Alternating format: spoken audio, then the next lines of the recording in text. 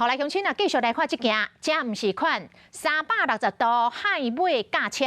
这种危险的驾驶，相当会当判刑5年。这是咧中华法院，伫咧元旦的深夜，有2台轿车伫这个快速道路下骹的平面道路，360度大海车尾，这个车链伫咧涂骹安尼大力咧撸甲是叽叽叫，搁来请白烟，完全无顾到其他的车辆过路的安全，甚至搁拍影片抛去网络顶讲点。警方讲，这款的行为毋但违反着道路交通的条例，恐惊嘛会卡着刑法，相当会当判刑5年。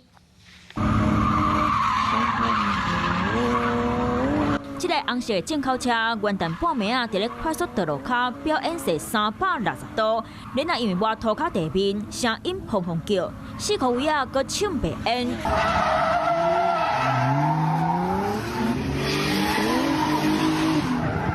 无偌久，另外一台黑色轿车嘛做伙伫咧大路飙车，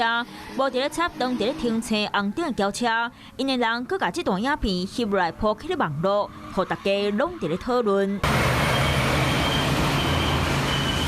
影片内底所在，就伫咧快速道路中华丰苑甲鲁道凯路，涂骹可以当看到皮车的痕迹，经过民众看到这个画面，拢看甲真害头。飙车当然唔好咯，唔好哈，应该会傻眼。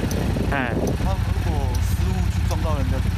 办？ 2台车摔后倒皮车，加在要互经过车辆伸着拳头皮，警察调路口的监视器了解车主的身份。如果查获，我们根据刑法第185条第1项的规定，